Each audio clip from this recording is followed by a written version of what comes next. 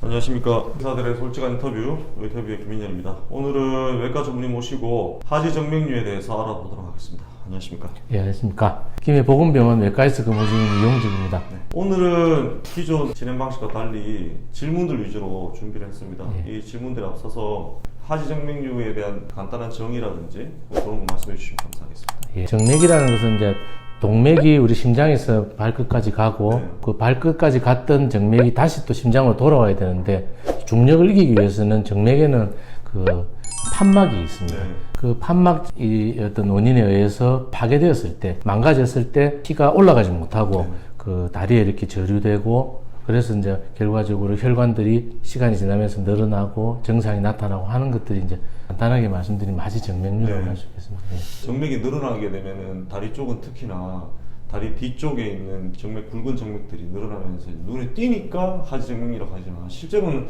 증상이 먼저 시작되는 경우도 상당히 많고요. 예, 예. 정맥 그 주변으로 다 신경들이 지나가고 있기 때문에 예. 신경도 굉장히 많이 생기게 되죠. 그래서 뭐 다양한 증상이 생기는데 뭐 저리다, 피가 안 통한다 직접적으로 표현하시는 분도 있고 덥다, 뭐, 예. 저리저리하다, 누가 칼로 찌르는 것 같다 뭐 이렇게 표현하시는 분도 굉장히 많은 걸로 알고 있는데 예. 오늘 딱 준비한 그 질문이 10가지입니다. 그 10가지를 우리 보시는 분들한테 간단하고 명료하게 전달해 드리면 정맥류의 달인이 되지 않을까 이 보시는 분들이 생각이 듭니다. 제일 첫 번째 질문 먼저 하겠습니다. 여성이 더 많이 생긴다고 하던데 그 이유는 무엇인가요? 여성이 이제 통계적으로 그 심평원 결과에 의해서도 우리나라에서도 한 2배 정도가 네.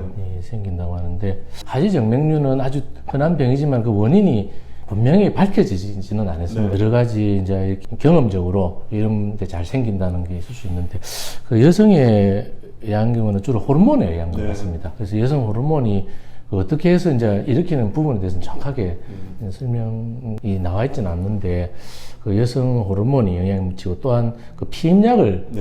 이제 복용하는 경우에도 또 생기는 경우가 있고 또 그 일반 여성들이 임신을 하게 되면 없던 하지정맥이 생기는 경우가 있는데 물론 임신해서 이제 태아가 정맥을 누르고 네.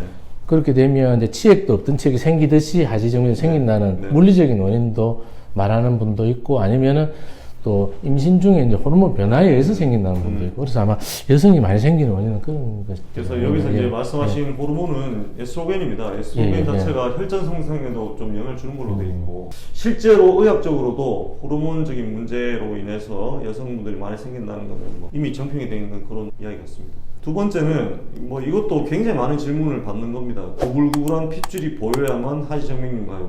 이거는 어찌 보면은 구불구불한 혈관이 있는 경우는 하지정맥류라고 거의 할 수 있습니다. 네. 한데 거꾸로 없다고 해서 아니라고 할 수는 없는 네. 것입니다. 그래서 증상이 있어가지고 또는 아주 경한 어떤 모세혈관의 확장증이 있어가지고 검사를 해보면은 혈관이 없어도 생길 수가 있는 네. 거죠. 예, 예. 그래서 핏줄이 보여야만이라는 이제 질문 자체에 예. 문제가 있는 건데 보이면 거의 이제 예, 거의. 하지정맥 가능성이 예, 예. 높지만 그렇다고 해서 안 보이면 하지정맥 아니다 이렇게 얘기할 수는 없다. 예. 구독! 좋아요.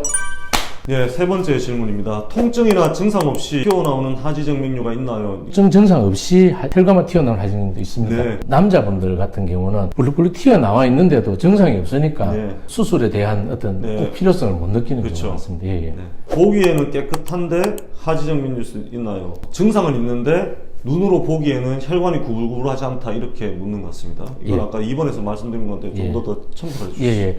하지정맥류는 표재성 정맥이 생기는 거고 결국 이제 하재는 신부정맥, 저 근육 안에 있는 정맥도 있고 방금 말씀드린 표재정맥이 있고 그걸 연결시켜주는 관통정맥도 있고 특히 이제 다구니와 오금 쪽에 네. 중요하게 대복제정맥이나 소복제정맥 들어가는 곳, 네. 그 만나는 곳에 이제 증상이 나타나기 시작합니다. 네. 그때는 바깥에 혈관이 불룩불룩해지기 전에 관통정맥에 이제 그 판막이 막히게 되면 묵지각 증상이 나타나기 시작하는데 바깥으로는 아직 나타나지 않는 경우가 아까 우리 말씀하신 예. 결국은 눈으로 보이는 구불구불한 혈관이 없는데도 불구하고 하지정맥류의 증상에 아우를 수 있는 그런 증상들이 먼저 생기면서 예. 이제 표재성으로 하지정맥류가 나중에 나타날 수도 있다. 예. 이렇게 볼 수 있겠습니다. 한쪽 다리에만 생길 수 있을까요? 환자들께 만나보면 양쪽 다를 가지고 오는 분도 있지만 네. 제가 느끼기에도 한쪽으로 먼저 오는 분이 있습니다. 한데 보통 경우에 한쪽이 혈관이 꿀룩꿀룩한 혈관 하지 정맥류가 있다면 반대편은 약하더라도 모세혈관 확장증 정도는 있습니다. 네. 그래서 한쪽에만 증상이 나타날 수 있나요? 이제 맞지만 전체적인 어떤 자기의 가족력이나 체질적인 부분 때문에 생기는 부분이 많기 때문에 한쪽보다는 서서히 양쪽에도 생기지 않겠나. 그래서 검사를 하실 때 한쪽들에만 증상이 있더라도 양쪽 다 검사를 해보시고 예. 젊은 사람들도 하지정맥류가 생기나요? 하지정맥류는 가족력이 있는 병으로 이제 알려져 있습니다. 우리나라의 어떤 한 통계에 의하면은 25% 정도의 환자는 가족들이 있고 자기도 있는 경우. 그래서 2030 젊은 사람들에게 오래 서 있거나 어떤 물리적인 원인으로 생겼다기보다는 이분들은 그런 가족력에서 좀 생각해 볼 수 있지 않겠나 생각합니다. 생길 수는 있다. 예, 생길 수는 있는. 예. 앞서 말씀드린 1번 질문하고 연관된 질문 같습니다. 7번째입니다. 임신이 하지정맥류에 영향을 줄 수 있나요? 저희 과에서 크게 혈관이 늘어나는 병은 이제 치핵, 하지정맥류가 있는데 아까 말씀드린 에스트로겐 같은 것이 혈관에 이제 영향을 미치는 것. 또 임신하고 이제 태아가 물리적으로 눌러서 네. 이 하지 쪽이나 다른 쪽에서 올라가는 네. 혈관을 누르는 어떤 네. 원인이 영향을 줄 수 있을 것 같습니다. 예, 8번째 질문입니다. 살이 찌면 하지정맥류가 더 심해지나요? 체중이 증가하면 하지정맥류가 더 생길 수 있는 원인이 될 수가 있습니다. 네. 물리적으로 이제 체중이 늘어나니까 하지에 더 힘이 압박이 들어가는 심해지고. 부담이 네. 있을 수 있고 거기에 거기에 관계된 여러 가지 이제 질환들, 그러니까 성인병, 대사질환이라고 예, 합니다. 그 대사질환에 당뇨 뭐. 의해 가지고도 혈관이 약해지면서 어떤 있을 수가 있겠습니다. 예. 예. 다리와 발이 차가운데 하지정맥과 관련이 있나요? 주로는 다리가 무겁다. 네.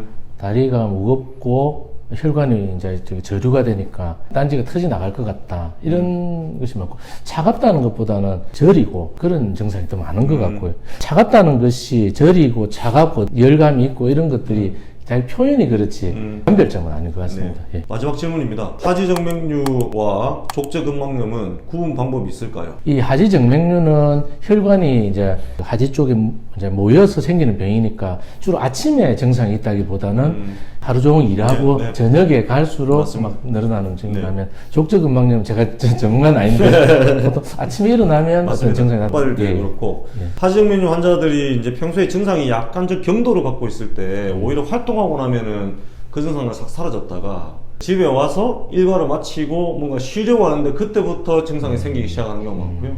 족저근막염은 말 그대로 족저 발바닥에만 국한된 증상인데 구분 방법은 하지정맥류는 주로 장단지라든지 뭐 눈에 보이는 증상도 있지만 대부분 장단지 근육에 문제가 국한될 수도 있고 족저근막염은 말 그대로 발바닥에만 국한된 증상이기 때문에 하지정맥류하고는 이 구분을 할 수 예. 있습니다. 구독, 좋아요. 김해보험병원의 이 유튜브는 되게 좀 뚜렷합니다. 실제로 뭐 평소에 의사 선생님들하고 이제 진료를 보실 때 궁금했던 거를 물어봐야지 했는데 못 물어봤던 거. 그 다음에 의심은 되지만 병원에 못 오시고 뭐 고민하시는 분들을 위해서 개괄적이면서도 확실하게 좀 전달해 드리려고 하고 있는데요. 오늘 우리 이영주 과장님하고 했던 이런 방식의 진행이 훨씬 더 환자분에게 더 좋을 것 같습니다. 하지정맥류는 예방과 치료 후 관리가 되게 중요합니다. 만약 하지정맥류와 같은 비슷한 증상이 나타나시면 반드시 우리 병원의 외과 이용직 과장님 같이 전문의쌤 진료를 받으셔가지고 적절한 치료를 받으시기 바랍니다. 이상으로 인터뷰 김민열이었습니다. 감사합니다.